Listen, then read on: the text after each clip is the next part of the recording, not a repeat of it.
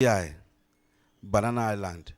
If you now tell them, no, why not try Badagry, Okokomaiko, Ajegule, they will say no. They don't want to go to such areas because they know that the service, yes, their services are needed there, but the problem is that those people cannot afford to pay for such services. So this is a serious challenge in our association now, where the operators that are working around that place are complaining seriously that their business in that area is dying. So, what are the solutions to this? The condition precedent as the solution for effective and efficient municipal solid waste management in the coastal communities and slum. One is that the government must, as a matter of urgency, restructure and uplift these communities to a decent standard that is habitable for human beings. Otherwise, the activities of these dwellers will continue to aggravate the condition of the climate change, and this will affect negatively the robust farm and agricultural produce expected from our various farmlands, water, and quality of our soil. Therefore, it is an ill wind that blows no one any good. Both the poor, who are the polluters, and the rich, who are the urban dwellers. It is not when we need their votes that we remember that they are there in the slum. We must constantly bear it in our mind that these people are also an integral part of our society that must be catered for, lest we jeopardize the climate conditions with their activities. Government should pay appropriate subsidy to all the operators working in the coastal communities and slums, for it is obvious that operators in these areas cannot survive without government or private intervention funds. This is clear. Because where LAWMA said, for you to be an operator in Lagos State, you must at least have 2 compactors. And for you to have a good one, it's around 15 million naira. If you are buying 2, you are talking of 30 million naira. And you are compelled to have an office within the area you are located. So you now calculate, for you to be an average operator in Lagos State, you are going to spend around 35 to 40 million naira. So if you are sinking 35 to 40 million naira in a business in a particular area, and there is no hope of you getting that money back, it is dead on arrival. And no sane person will want to go and work in that direction, in that area. And the issue is that the activities of such people in that area cannot be neglected, because if we feel comfortable where we live in the urban areas and we abandon the people in the slums, the activities there will jeopardize whatever we think we are enjoying where we are. So these things are interwoven. So then,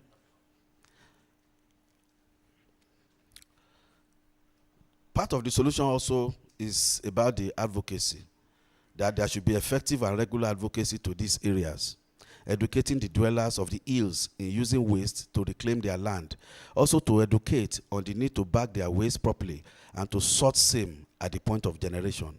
And there should be formal communal waste collection point for recyclables and non-recyclables, and also to educate them on the use of appropriate storage facilities and the adequate collection arrangement with the waste operators. A cornerstone for sustainable development is the establishment of affordable, effective, and truly sustainable waste management practices in our coastal communities and slums. It must be further emphasized that multiple public health safety and environmental benefits accrue from effective waste management practices. This is obvious. We, the Association of Waste Managers of Nigeria, remain committed to partnering with government in finding lasting solutions to the challenges of waste handling in our coastal communities and slums, so as to enhance the climate for the benefit of all. We need to remember that we are not the owner of the environment and the climate. It belongs to the coming generations. Therefore, it behoves on us to keep them safe for the real owners, because what you give to the environment, it multiplies and give back to you. Thank you. Thank you very much. Thank you, Mr. Oriyomi, who has spoken really from a very practical perspective. Let's put our hands together for him again. I know members of the audience will have a lot of questions for you, but I have one. And my question for you is, I thank God the essay to the governor is here. Assuming you are appointed by the governor of Lagos State as a special advisor on waste management, what will you do differently from what SA and his team has been doing? Did you get the question? Yes. Just, you'll be thinking about it. I'll come back to it later. Okay, so the next speaker is a doctor. And like I said earlier on, I was once approached to buy a doctorate degree with some money. And I did it. They said I should bring, I'm not lying, they said I should bring 300,000. I know if I had beaten it down, they probably had sold it for me for like maybe even 150,000. Now, let us hear from the perspective of a PhD holder on the management of waste and informalities. Okay, where they tried to sort out the technology. Just to inform you that this session is to end at exactly 5:45. After that, all of us will reconvene at the plenary where our rapporteur will do a 5 minutes debrief before we close for the day.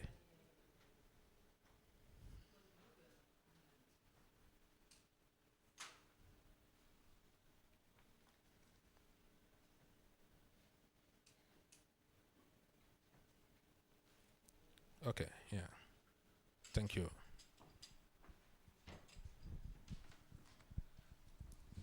Good afternoon, everyone. Check. Good afternoon, sirs. Good afternoon, Miles. May I ask for permission? Can I stand? I want to stand to speak to the to speak to the slide. Okay. Next slide, please. Sorry. Check. Okay, leave it there. Check. I'm not going to bore us because my boss has laid a very good foundation. So what I've done to this topic is to break it down into 3 major parts: the knowledge, the attitude, and the practices in our coastal area and slums. So how does that affect climate change and how waste management is done in those areas? So that's, if you look at the first picture, it shows some advocacy groups. They go to slums, they go to coastal areas to do advocacy. But people, they participate in that cleanup. But as soon as this group leave, the people go back to their normal ways. So we keep going back to do cleanups because the people, the community don't have the knowledge of what is actually going on. And they continue in their attitudinal ways and then their practices. Next slide, please. So, yes, next slide. I don't want to go through the whole history of Lagos because he's mentioned that already. So go to the next one. Okay. Urban development is being, no, leave it, back. Okay. Yeah, just to speak about urban development, it's been a large creator of risk for much of urban population, most especially the urban poor, who live in more hazardous physical and human environment along the coast. Lagos houses 4 of Nigerian ports. So that by nature, Lagos is a coastal area, which drives prosperity. But because of the size of Lagos, the population in Lagos now, because of the urban and the development in Lagos that has driven population, so Lagos is kind of overpopulated. And then we have a lot of people living along the coastline who don't even have the knowledge on how to manage their waste management along the coastline. So he's mentioned some of these effect of waste management on climate change. How does waste management affect climate change? In Lagos, 45% of our waste is actually organic waste, the biodegradable waste. And when dumped openly in the dump site, it emits the methane gas, the greenhouse gases. And methane is highly potent, 23 times potent of carbon dioxide. So we know that when our waste is dumped indiscriminately, and these are the practices that goes on in the coastal and the slums. So waste incineration in the coastal and the slum area, you find out that they openly burn their waste. They don't segregate. They burn their waste. They burn both plastic, paper, and they emit the same greenhouse gases to the atmosphere. So, however, it is not just the way waste is handled that affects the climate change. Physical waste is an endpoint of a process where materials are being extracted from the environment, processed, transported, stored, and used before disposed.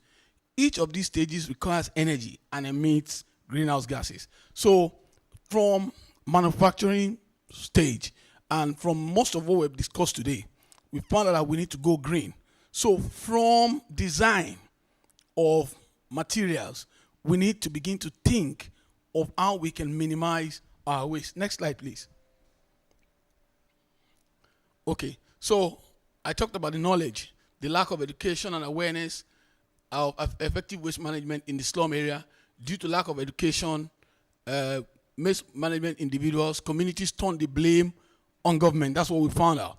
The community, they don't have ownership of their own actions. They put the blame on government, whereas they are actually supposed to be the first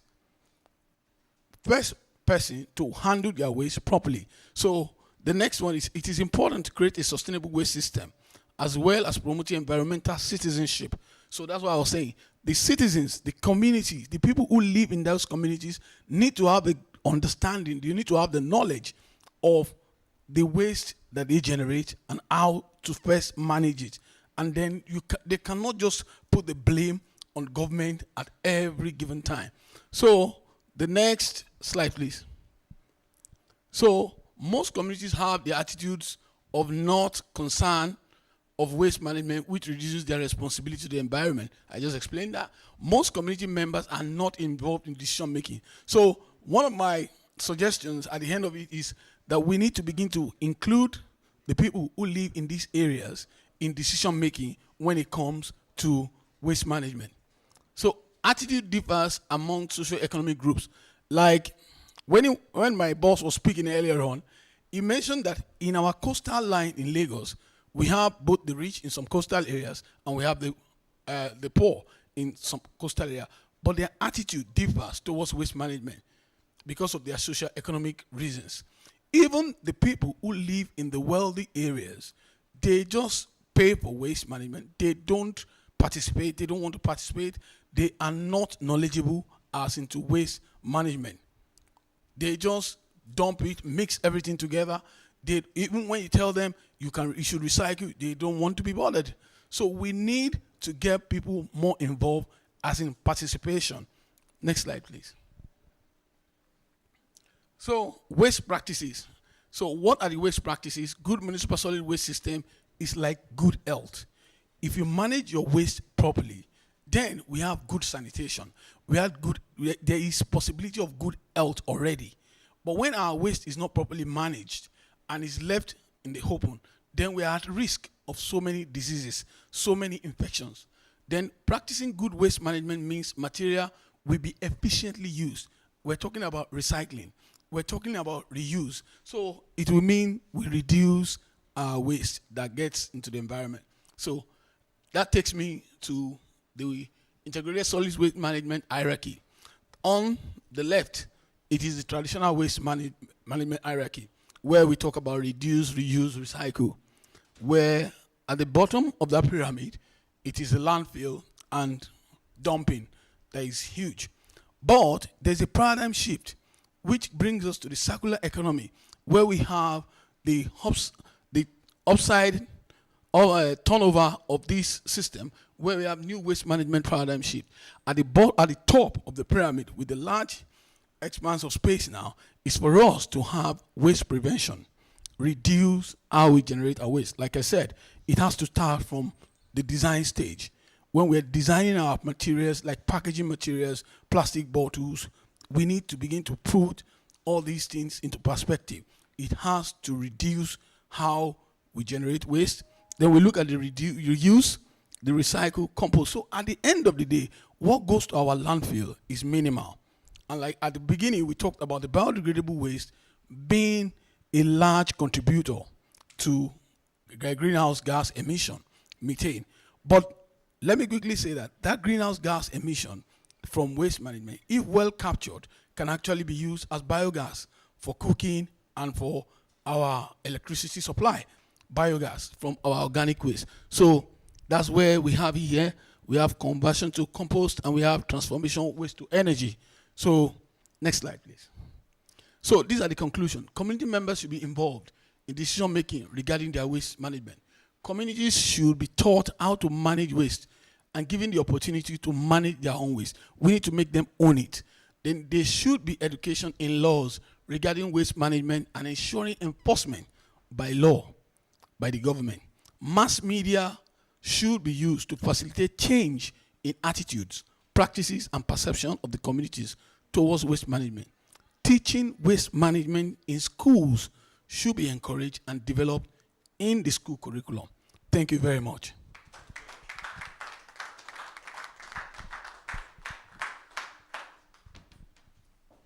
Thank you very much. Thank you. I didn't expect anything less from you. Let's put our hands together for him one more time. There's a few things that united these two speakers. And there, number one is that there's need for artisanal change in the way we manage waste and informalities. And other things are that these informal sectors are where there are no advocacy, there's no sorting of waste, and there is an absence of waste management infrastructure. And there I have a question for you, Femi, before I open the floor. Maybe you give it a thought. We are privileged to have SA here. I want you to give him two key points, which we take home to improve management of waste in our slums in Lagos, so that when we come back here next year, God keeping us alive, we will use it as a yardstick for x-raying our success. Is that clear? Now, having said this, the floor is now open for Q&A, and I can see one hand off just behind me. Okay, yeah, number 2 and number 3. Thank you very much. Somebody, okay.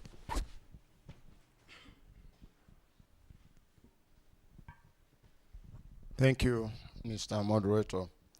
All protocols observed. My name is Innocent Azi.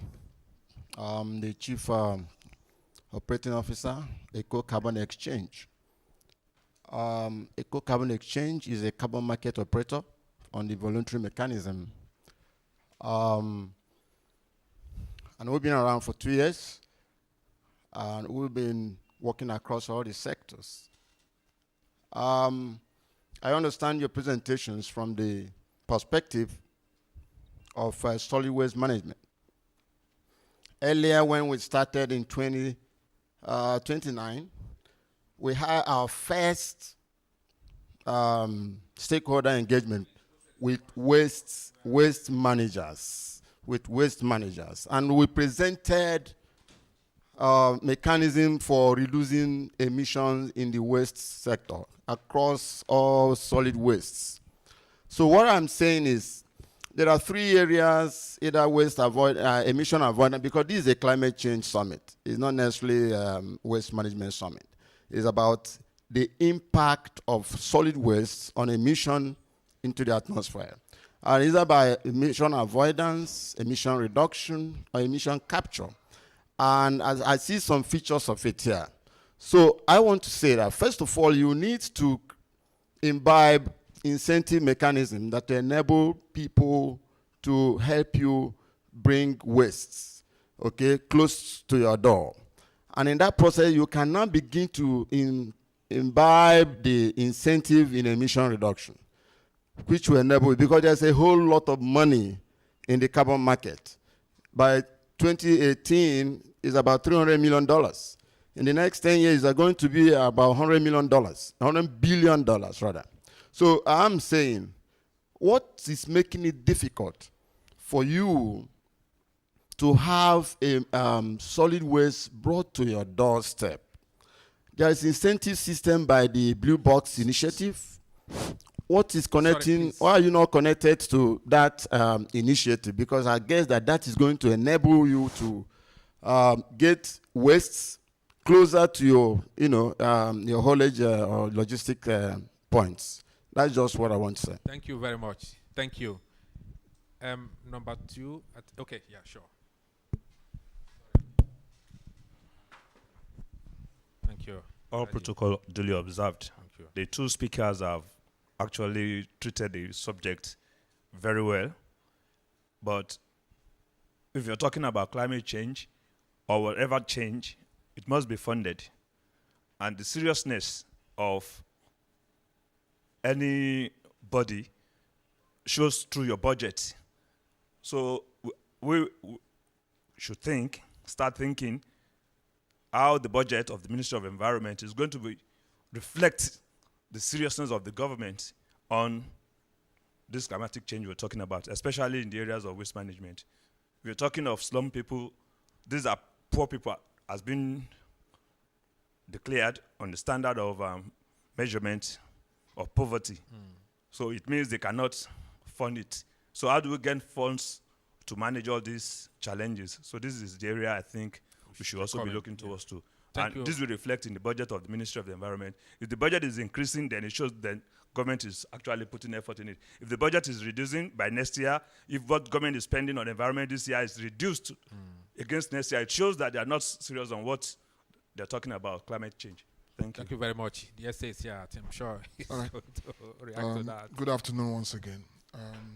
Really, you both talked about slums, and I can tell you that due to the nature of my work, if you take a picture of the drains in Victoria Island and Ikoyi, and you take a picture of the drains in Morocco, it is the same.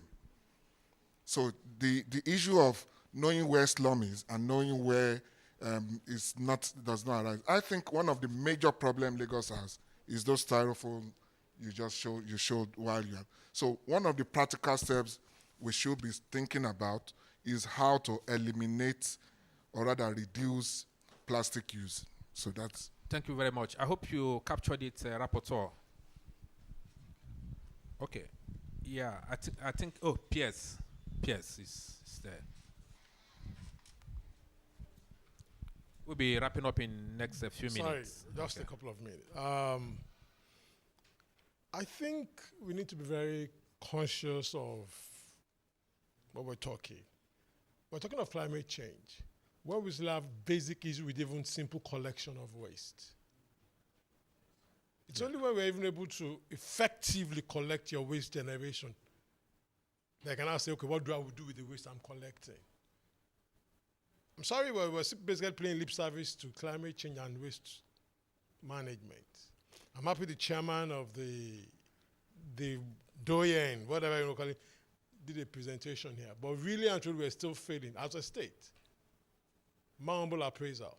Because if today waste still finds its way into the environment, it's the duty of whatever process we have put in place for us to attack the waste at the doorstep of where it is generated. If we can't do that, we can't make any drill on that. Whatever we do will still be, we will amount to nothing, because people will still see waste in the, you'll be doing recycling, but what percentage are we dealing with compared to what is available there that we're seeing? I'm a director at CPN. You spoke about drains. That's where everything comes into. Be it the person selling food in the garage and using styrofoam and selling bottled water, it ends up in the drain because they just throw it out in the environment. When there's rain, it goes into the drain. But we need to look at all these areas, not just the houses. Who picks the waste of the garages? Who picks the waste of the mama put? So we need to be robust in our thinking before I can now say, yes, let's start thinking climate change in terms of waste management. I think there's a big challenge and it has to be addressed serious for us to say we want to make any headway. Thank Very you. well said, Permanent Secretary. Very well said. Very well said. Okay. I want to also chip in something. Can somebody get the mic? Yeah, we know. We will. I think we'll be here till 5 minutes to 6. We can take. Yes, sir. Okay, good evening, everyone. I just want to share with you my experiences as I say drainage. Well, that's where, like Pierre said, that's where everything goes into. Over the years, from my experience, I found out that even those of us that are educated are not helping matters. Yes. I've seen well-educated people loading their cars in the morning as early as 5 a.m. And then, as if it's going to work, we just go and drop those things by the wayside. And those things will find itself, those waste into the drains. State governments spend billions every year to dredge and evacuate, you know. We have one System 6 System 6C in Lagos, Lagos State, LUTH, Lagos University Teaching Hospital. You go there and evacuate tons of plastic and waste when it rains. If it rains the next day, if you go there, you won't believe anything has been removed there. What am I saying? It's the way we live. It has nothing to do with education. But we can't continue this way. All the things you see in our secondary, primary drains, tertiary drains, the drains in front of your houses, they're still doing, hello, that's in Ugota, hello, that's in Ugota. In the dead of the night. In the dead of the night. That's what we see. It will now flow from that tertiary drains into the primary, into the secondary drains, and then into the primary drains. And then heading to the lagoon. The lagoon cannot take anything now. So it's vomiting part of those, the flood back. Yeah, we are wrapping up. We are wrapping up. Another issue is the wetlands. Yes. Where you're supposed to have as a fallback when you have flash flooding. It will have a place to settle, and then thereafter it will now flow into the lagoon. People are occupying that place. They're building. Nobody gave them permit to. We have our canals, we say 5 meters, 10 meters this side, setback, so that if we remove anything, we'll go there to evacuate. We take our vehicles there, take our swamp boogie there. But you can't even find spaces to do that now. People are building there. And they know. So what I'm saying in essence that it has to be a collective responsibility. Okay. Everybody should be involved. If we need to help this city. And people will come more to Lagos. There's crisis everywhere, and the safest place now is to come to Lagos, so people are coming. And once people come, you will generate more waste. So let me just stop here. It's enough. Let us go and walk. Let everybody walk. Take it as your own. Take responsibility in your street. And then we'll help ourselves. Thank you. Okay, thank you very much. I think the inference from the discussion we've had is that it's not really very easy to delineate. This is management of waste in the slum, and then what we are called formal settlements. And there's absolute need for attitudinal change. Thank you very much. So, before we call it a day, can you just give us your last word? Answer my question, please. 1 minute. Yes, the question you asked. I can't indict my brother, the essay. But what I know is that he's been doing well. He has said it, that they went to pick refuse from a particular place. The following day, it was as if they didn't do anything. So they are trying their best.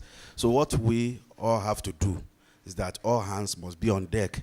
As the essay is doing its own, and the Commissioner of Environment, who is a guru in this deal, as he's doing his own, we need to support them and to impress it, to remind the governor, because the government has a lot to do on its table.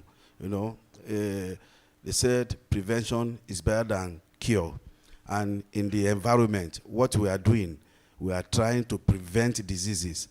But in the health sector, that is the health as in the normal health, what they are doing is to cure diseases. So, and we have it that the budget allocated to the Ministry of Health on yearly basis is more. That is what is allocated to Ministry of Environment. I will advise that the government should make it more on the environment than health sector, because prevention is better than cure. Thank you. Thank you very much. And you? Thank you very much, sir. Okay. All I want to say, attitudinal and behavioral change is for all of us. As citizens, we must take environmental responsibility. And then the state must incentivize and enforce the law around environmental and waste management in Lagos State. All stakeholders must come to the table and then formulate a way forward. Like in Lagos now, LAWMA has initiated recycling at your doorstep. We have the Packham app where recyclers get requests and they go to the doorstep. So we as recyclers, as household, as government, as private sectors, everybody has a role to play. And then we must begin a serious, continuous campaign towards behavioral and attitudinal change towards our environment. Thank you, sir. Thank you very much. And on that note, I want to thank you all for coming. And then see you again next year. Essay, can we please do a photograph? Thank you. Thank you very much. Thank you.